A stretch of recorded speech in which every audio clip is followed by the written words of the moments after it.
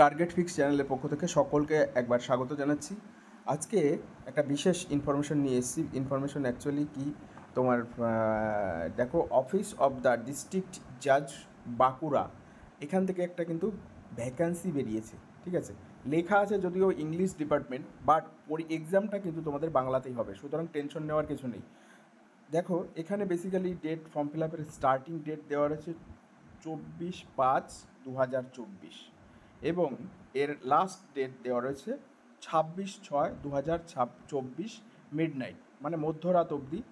24/6/2024 মধ্যরাত পর্যন্ত তোমরা অ্যাপ্লাই করতে পারবে। মোটামুটি লম্বা 1 মাস ধরে অ্যাপ্লিকেশন চলবে।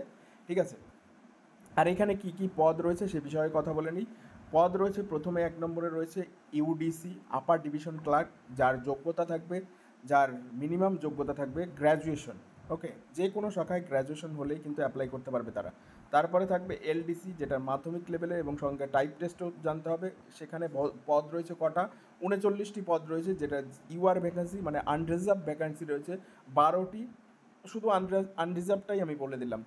তারপরে সিলভালিফ, যেটা মাধ্যমিক যোগ্যতায় অ্যাপ্লাই করতে পারবে, 3টি ভ্যাকান্সি রয়েছে। ঠিক আছে, ইউআর রয়েছে 1টি ভ্যাকান্সি। তারপরে নেক্সট রয়েছে প্রসেস সার্ভার, যেখানে টোটাল ভ্যাকান্সি রয়েছে 9টি, তার মধ্যে আনরিজার্ভড রয়েছে 3টি ভ্যাকান্সি।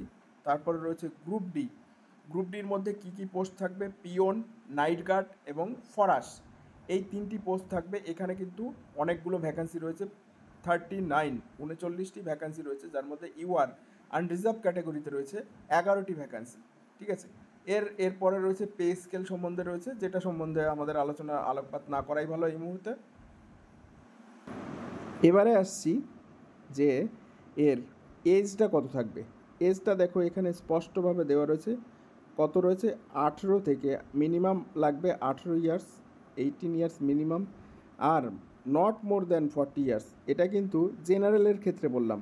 তারপরে বিভিন্ন কাস্ট ক্যাটাগরির মধ্যে, যেমন ওবিসি হলে 3 বছরের ছাড় পাবে, তেমনই এসসি এসটি হলে আপ টু 45 ইয়ার্স অবধি অ্যাপ্লাই কিন্তু করতে পারবে এটা।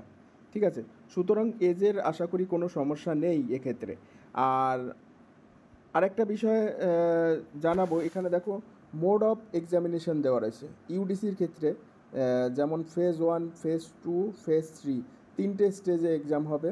প্রথমে 100 মার্কসের হবে, যেখানে 50টা প্রশ্ন থাকবে। কি থাকবে? 50টা প্রশ্ন থাকবে, মার্ক থাকবে 100, মানে প্রতিটা প্রশ্নে কিন্তু 1 নম্বর করে তোমার থাকবে। ঠিক আছে, প্রতিটা প্রশ্নে 2 নম্বর করে থাকবে, ক্যারিং 2 মার্কস, 2 নম্বর করে থাকবে প্রতিটা প্রশ্নে। ঠিক আছে, এটা একটু দেখে নেওয়া দরকার যে সিলেবাসটা ইম্পর্ট্যান্ট। আবার ফেজ 2তে কী থাকবে? ডিটেল তোমার সেখানে রাইটিং স্কিল থাকবে, কিন্তু ডিটেল রাইটিং স্কিল থাকবে কিন্তু ফেজ 2তে, যেটা ইংলিশে বেসিক্যালি হবে। ঠিক আছে, ইংলিশে রিপোর্ট লেখা, লেটার লেখা, তারপরে প্যারাগ্রাফস রাইটিং, প্রেসি রাইটিং, এই ধরনের সব কিছু থাকবে। তারপরে এটা কি করতে হবে? কম্পিউটারে লিখতে হবে।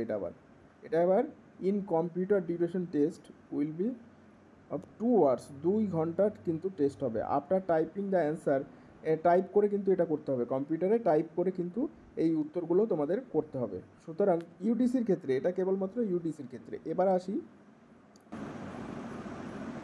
এবারে আসছি, দেখো এলডিসির ক্ষেত্রে সিলেবাসটা কি। এলডিসির ক্ষেত্রে কটা স্টেজ এক্সাম হবে? এলডিসির ক্ষেত্রে কিন্তু তোমার একটা স্টেজেই এক্সাম হবে, একটা স্টেজ, মানে তারপরে ইন্টারভিউ হয়ে যাবে। প্রথমে একটা রিটেন হবে, তারপরে ইন্টারভিউ হয়ে যাবে। এখানে কিন্তু অনলি 50 নম্বর কোয়েশ্চেন থাকবে, 50 মার্কসের 50টা প্রশ্ন থাকবে। 50টা প্রশ্নে দুটো নাম্বার করে প্রত্যেকটা প্রশ্নে থাকবে।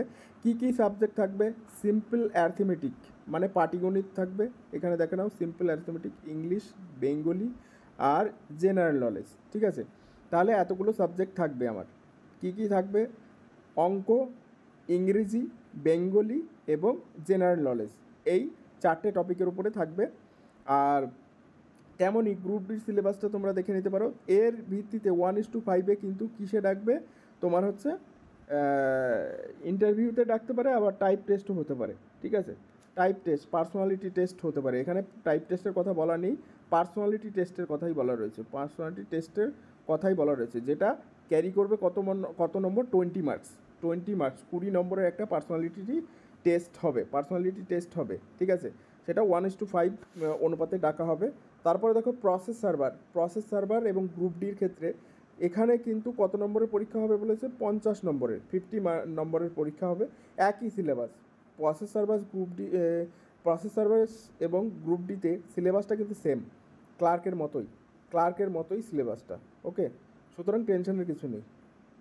এবার আসবো তোমার কত টাকা লাগবে ফর্ম ফিল আপে, সে বিষয়ে আলোকপাত করব, সে বিষয়ে একটু জেনে নেওয়া যাক। এখান থেকে দেখো ফর্ম ফিল আপের ক্ষেত্রে এক একটা পোস্ট ক্যাটাগরিতে কিন্তু এক এক রকমের পেমেন্ট অপশন রয়েছে। প্রথমে দেখো, আমরা প্রথমে যেটা দেখতে পাচ্ছি যে ইউডিসির ক্ষেত্রে কত লাগছে সেটা একটু দেখে নিই, যে ইউডিসির ক্ষেত্রে আমাদের কত টাকা পেমেন্ট করতে হচ্ছে সেটা একটু দেখব। প্রথমে দেখো আপার ডিভিশন ক্লার্কের ক্ষেত্রে 500, জেনারেলের ক্ষেত্রে 500, এসসি এসটির ক্ষেত্রে 300, তেমনই এলডিসির ক্ষেত্রে কত 300, আবার এসসি এসটিদের ক্ষেত্রে কত 200 টাকা, আবার সিল বালিফ এর ক্ষেত্রে 300 টাকা জেনারেল এবং এসসি এসটিদের কত 200 টাকা, তেমনই প্রসেস সার্ভারের ক্ষেত্রে 200 টাকা, আর তোমার এসসি এসটিদের ক্ষেত্রে 150 টাকা, তেমনই গ্রুপ ডির ক্ষেত্রে 200 টাকা, আর এসসি এসটিদের তোমার 150 টাকা। ওকে, আশা করি ওভারঅল তোমাদের জানাতে পারলাম যে কী কী বিষয়বস্তু থাকবে, কী সিলেবাস থাকবে এবং কবে থেকে ফর্ম ফিল আপ, কত টাকা লাগবে, সব ডিটেল তোমরা পেয়ে গেলে। যদি ইনফরমেশনটা ভালো লাগে অবশ্যই লাইক, শেয়ার এবং সাবস্ক্রাইব করে দিও, বন্ধুদের মধ্যে শেয়ার করো, অবশ্যই পাশে থেকো। সকলকে ধন্যবাদ, শুভরাত্রি।